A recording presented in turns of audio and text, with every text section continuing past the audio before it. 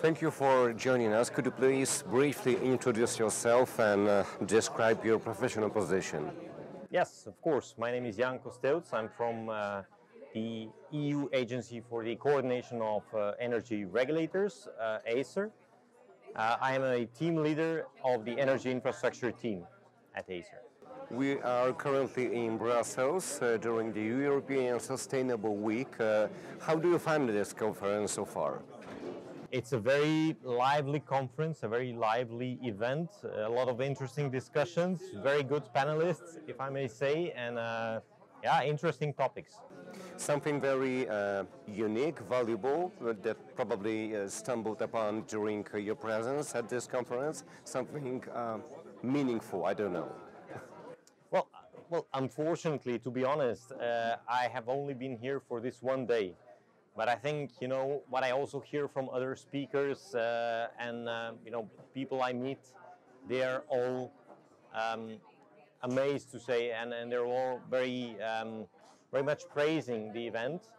And from the panel that I was in, I can also say that, you know, the discussions, once again, were very interesting. I learned also a lot of new things, which doesn't happen that often in such panels. So, yeah, it's very good. Have you recognized any recent events, recent developments regarding war on Ukraine, recession, inflation, reflecting on the quality of the discourse during this event? Well, I think the aftermath of the Russian aggression on Ukraine is in all of our heads pretty much all of the time throughout Europe. And I think we are all sort of entering any discussions with that in our heads and in our minds, of course, and you know, it's pretty much a focus of our work. Yeah. Do you think, or perhaps do you fear, that the situation on Ukraine might slow down the EU's process of energy transition? No. Actually, I think it would be the opposite. I think it would speed it up. As a transitory measure, there might be some signs which some would interpret as slowing things down, but I think actually the opposite will happen, because what we also see with REPowerEU, we see a clear push for a speedier transition. So this is there and it's in everybody's minds, and I think also it's trickling down to the consumers themselves to be more efficient, to be more supportive of renewables. So actually it's a big stimulus in that regard.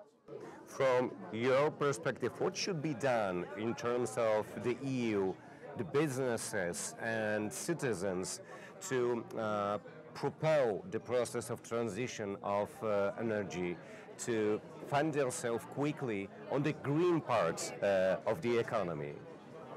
Well, that's a good question, yeah, and I think many very smart people are dealing with how to answer it.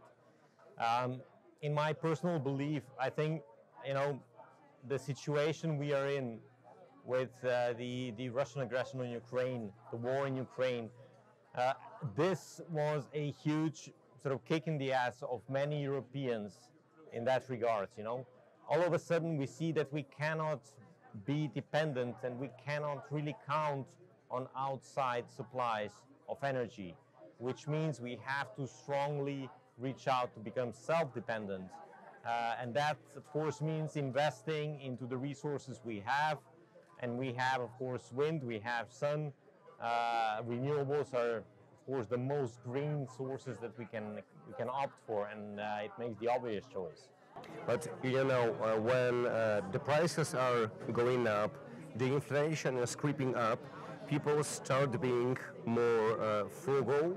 They think about how they want to spend their money, and given like the immense cost of the transition of energy, would that be a problem, or possibly it is still a feasible commitment for the Europeans to take? I think it is a feasible commitment, right? But if you look at the broader population, which again might face some difficulties in financing this, we need to be cautious in how to push them to do that, right? It shouldn't be a push, it should be a welcome, and it should be incentivized.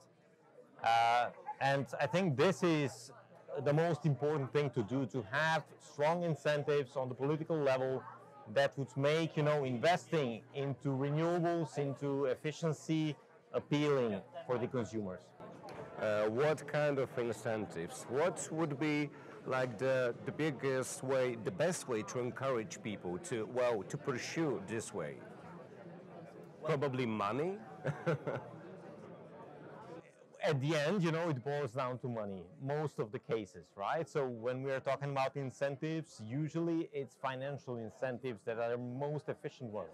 I think you may have other incentives which can also be useful, but the one on the top of the list would be financial incentives. So, for example, incentivizing solar panels, creating incentives to sort of reduce maybe some taxations on such investments and so on, and also on the use of energy from renewables, right? And things like that. So electric vehicles, of course, have already some incentives, but maybe these are not sufficient currently for the huge uptake that we are hoping for, and so on and so on. Demand side response, demand side management. So to have active consumers, that definitely needs an incentive for consumers to become active. So we have different areas, and again, it all boils down to the finances. Thank you very much for joining us. Thank you.